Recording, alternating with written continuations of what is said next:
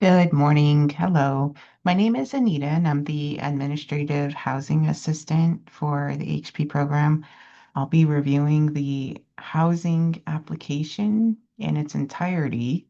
So, with our Access Housing program, keep in mind that this can be found at our on our website, azabc.org. So azabc.org. And the place to find this is going to be in the second tab here called Access Housing Program. And you're going to choose the third selection down for case managers. So with case managers, you're going to select the HB housing application. If you're doing a GIMSU pre-application, you'll start with the GIMSU pre-application. If you're doing a change form, the change form is also here for you to use. So we're going to use the HP housing application because that's what we want to focus on today. So when we click that, it brings us to the form. So with this here, I'm going to kind of just go through, is the member currently on the Access Housing Program waitlist? So there's a couple of selections, meaning yes, um, no, they've applied before. No, they were removed from the wait list. No, they've never filled out an application for this member. So today we'll just say no. Is the member physically present with you while you are completing this application? This is meaning that this person that you're applying for is physically with you, next to you, in front of you, not on the phone, not in video conference, not on Zoom. So today I will press no just for the sake of this. Verbal consent is allowable only if the member is informed and agrees to the information provided in this application. Please select the reason why the member is not present below. So, verbal consent is something you will need to obtain. You'll need to say, Dear applicant, name, example, we'll use my name, Anita Long, you do consent and provide verbal consent to us to fill out this application on your behalf. And then you'll say this member is receiving telehealth visit, lives in a rural area, or is inpatient long term. So I'll just say lives in a rural area because it's hard for this client or this patient to enter the clinic physically. So it says stop. If a member does not fit the above reasons, they are not eligible for verbal consent. Please wait to complete this application with the member once they are available. Any application submitted without a member's signature will be declined. So now we're going to go into member information. We're going to just kind of make up some names here. So I'll put in my first name for the sake of the video here. So first and last name, red asterisks are required fields. Does this person have any former first or last name? So I don't, so I'll press no. I'll enter in a date of birth. Well, I'll just make it 2000. And then a gender. So you have a few to choose from. And what is the member's citizenship status? So I'll choose US citizen. And then this is if you have the front and back identification card of your member, if they're physically with you or they email it to you, you'll put them in the choose file option here. So you'll pull those images and put them there for us to have. Next, we do require a social security number. So we will need a social security number entered. For the sake of the video, we'll just make up one. The next one will be a copy of the front and back Social Security card images. If you do have those, you'll insert them in there. And then it says only members 18 or older will receive a referral for intake to HP. Members under 18 who are emancipated may be accepted to the wait list, but will not receive a call for intake until their 18th birthday if there is availability. Applicants under 18 will require documentations of emancipation. Does the member use any other social security number? So I've never seen anyone mark yes to this, so we'll press no. Next will be the race and are they a veteran? So for race purposes, we'll just put client prefers not to answer. Of course, you'll choose what fits your candidate that's sitting in front of you or on the phone with you as you fill this out with them. Is the member a veteran? I am not a veteran. Will other persons be living in the household? So I'll just push yes that there's going to be another additional adult and a minor. So adult one, I'll need their first name. So I will put husband Longo, and he will be my significant other. I will need his date of birth and his social security number are required as well. And then now we're on child one. So the child that we share, I'll just say her name's Anya Longo. She is my daughter. Her date of birth is, just say that date. Then I'll also need her social security number. And does the applicant have legal custody of this minor? So I do have legal custody of this minor, so yes. So this is how we add additional people to the household. So depending on the number of adults, those spaces will open up for you to report them, as well as for the minors. So next. So up here, we're going to put the member phone number, their second phone number, the member or applicant's email address. So I won't provide any of those, but you're welcome to put those in there. Which health plan is the member currently enrolled? So I'm just going to say American Indian Health Plan, but this is any of the Access Health plans where this person has an SMI. So American Indian Health Program will be the one that I choose. Is the member enrolled in Division of Developmental Disabilities, also known as DDD? Well, this person is not. My designation will be serious mental illness. And then we will require for you to provide the Access ID number. Next, we'll need to know in which county does the member currently live in. So for this purpose, I'll say Coconino County, or actually with Fitz American Indian, I'll choose Navajo County. Which city, town in Navajo County does the member currently live? So I'll just say Winslow as an example. Is the member willing to relocate in another county other than the one listed above? So this one is important because the health plan is considered American Indian Health Plan. So even though Anita might have an interest in moving to another county within Arizona, I need to make sure that that county is being served and has coverage under American Indian Health Program or plan. So with this, there is a restriction on what counties you can select. So just be aware of that. This health plan needs to also coincide with what other counties your member might want to live in. So I will say under American Indian, okay, Anita can and would like to also move to Apache because that is under there. And this will also tell you where the health plans are for coverage. Excuse me. So it's not working, but if you do type in Access Health Plans into Google search, that'll be the first one that comes up. It'll be the second or first tab here, Available Health Plans in Access. What you're going to do is scroll down, and it says Access Complete Care Health Plan. So you'll see the health plan name here, Banner, Molina, Blue Cross Blue Shield of Arizona, Health Choice, United Healthcare, and then there's all tech plans here, and the American Indian plans are here as well, and tribal regional. So with these ones here,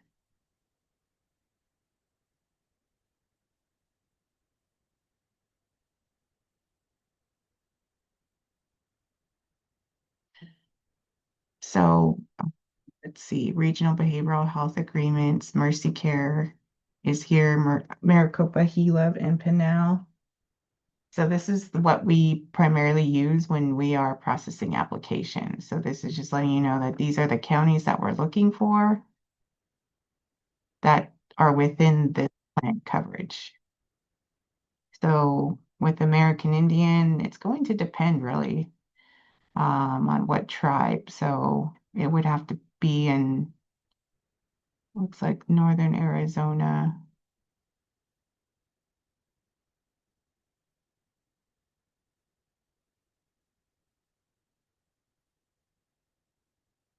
American Indian.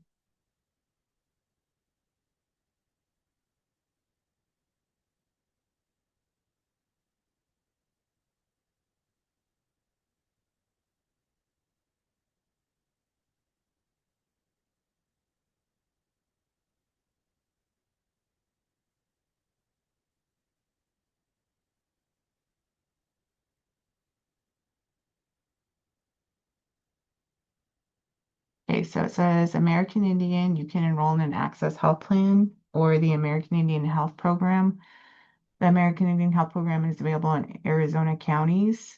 You can also get medical services through any of the following facilities, like the Indian Health Services facilities, tribally operated facilities, or urban clinics. So depending on where there might be a tribe, there could be coverage in throughout the state of Arizona. So for the purpose of this, for the county, I will just say Apache because Apache County is within and sits next to Navajo County. So that would be an additional option for this applicant if they were wanting to stay out of or move out of Winslow. So we'll press next. Why is this person currently in need of housing assistance? Are they actually homeless, which is a place not meant for a human habitation or in a shelter? Is it because of institutional or hospital discharge where they do not have a safe residence to go upon discharge? Or is there other identified housing crisis or instability? So because I hypothetically live in Winslow, I'll just say it's a housing crisis or instability. And it says, please specify the reason for housing crisis or instability, and that's fleeing domestic violence or a harmful living situation.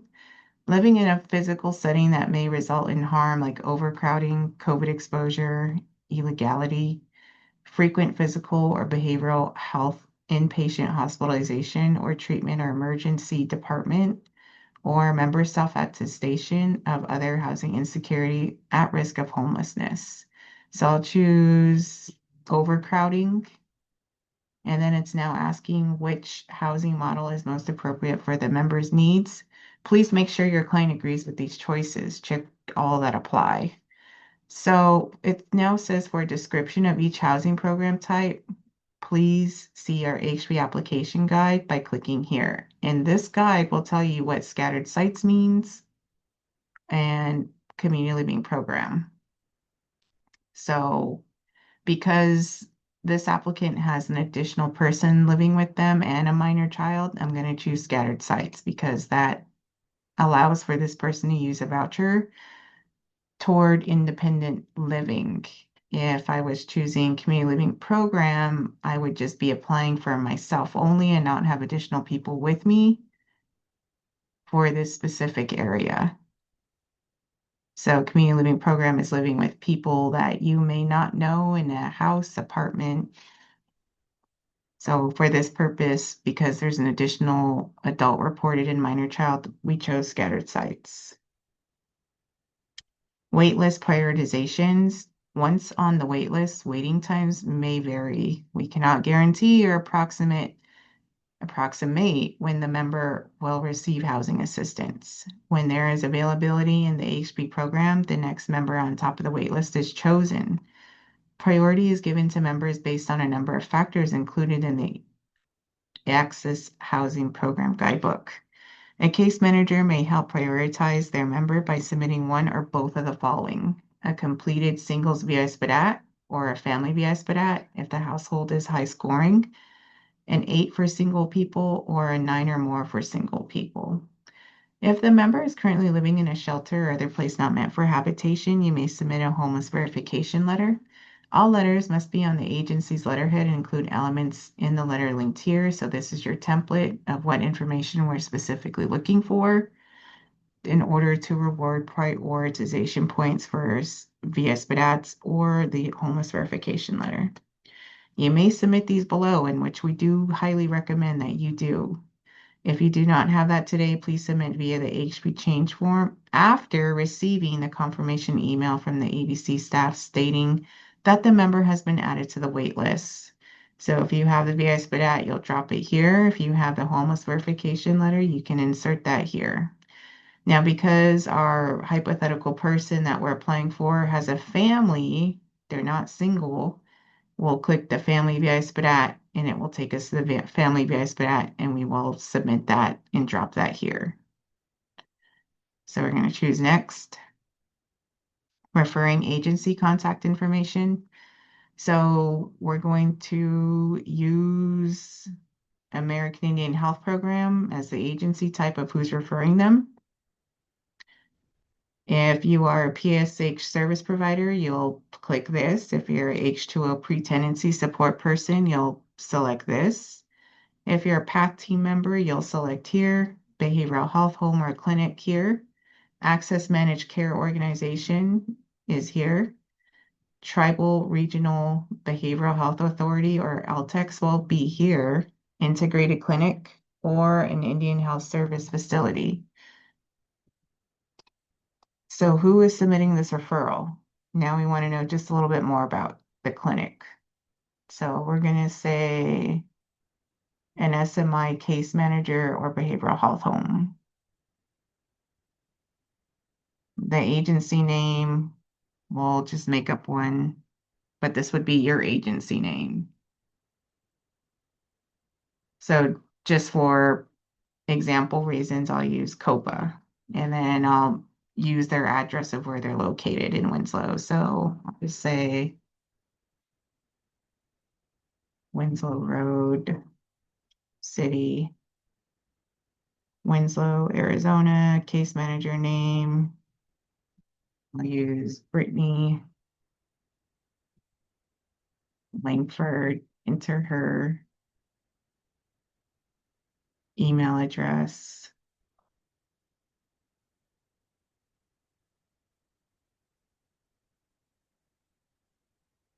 And then clinical coordinator or housing specialist name. So you'll enter in if you have a designated person for the clinical coordinator or that housing specialist person. So we'll say this one will be Anna Verdugo. And Anna's phone number, we'll just make one up. And then her email address.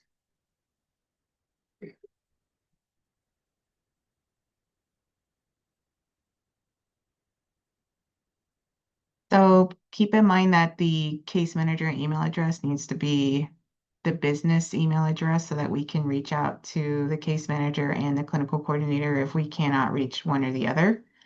We do not accept for Gmail or Yahoo private accounts, so we will need this name to match who this clinic is. And then an applicant signature. But if you could recall, we were saying that this person is not in person with you, so you will not insert anything in here. This will stay blank because this person is doing this by telehealth.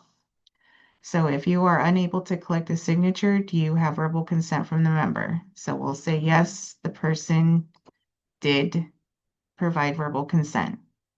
And the verbal consent was given today. What was the method of verbal consent? So we'll say that this is a video conference appointment, but your other selection is phone, email, or other.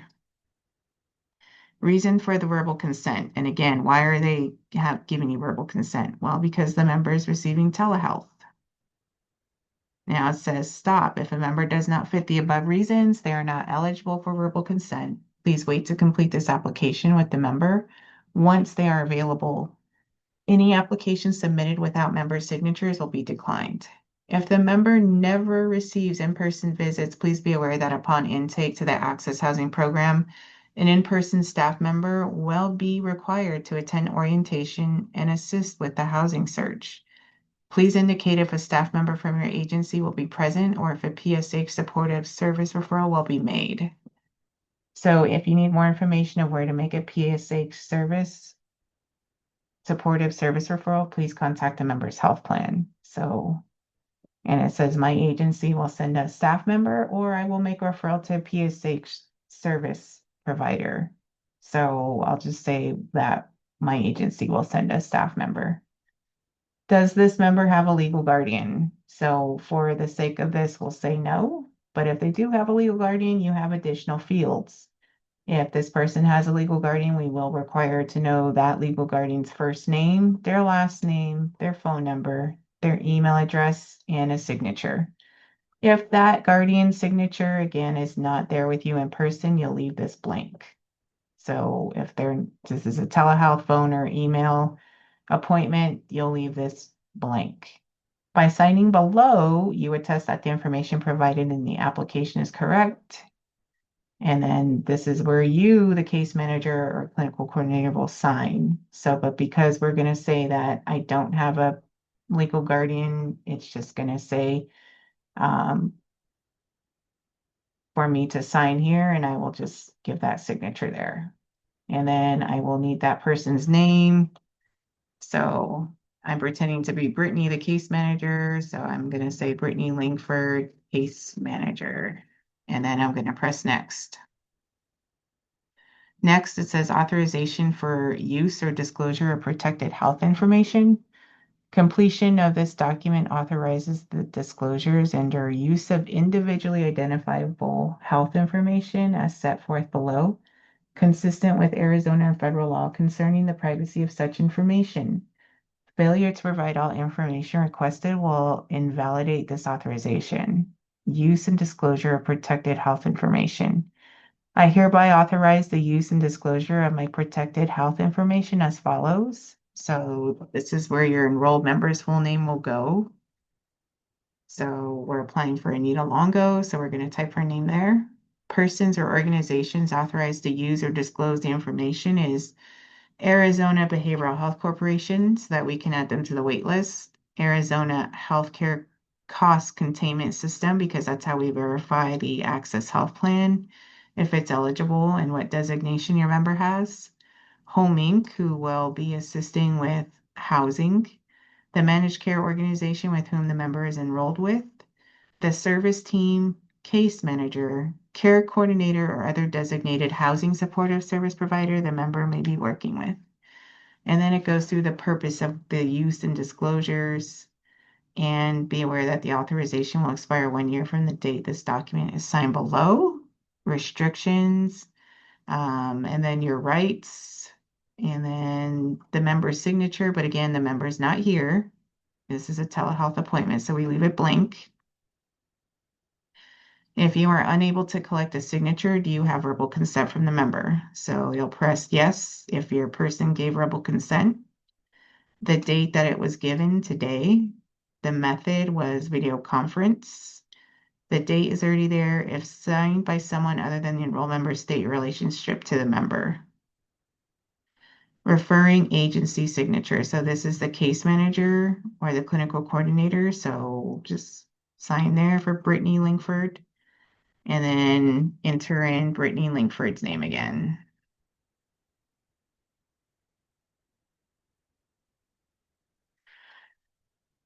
Now it says note, this form may not be used to release psychotherapy notes in combination with other types of health information. If this form is being used to authorize the release of psychotherapy notes, a separate form must be completed to authorize the release of any protected health information.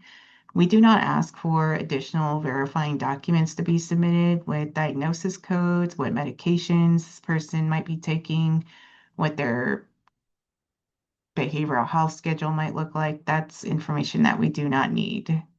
So we're going to press submit, and it says submission under review. Your form has been submitted, but still requires review. The case manager will receive an automatic email immediately with a copy of the application. But this is not an approval.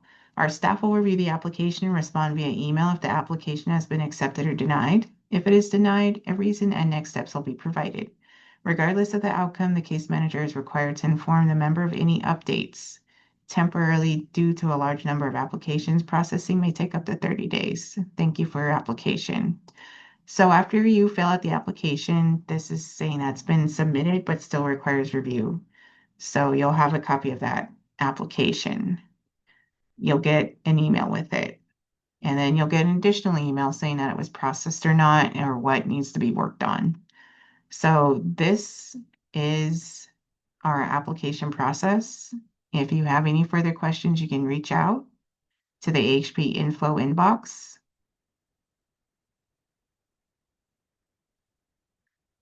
Otherwise, you're welcome to also email me directly. I'll be happy to assist you. Please let me know if there's anything else that I could possibly cover. Otherwise, I hope you all have a great day.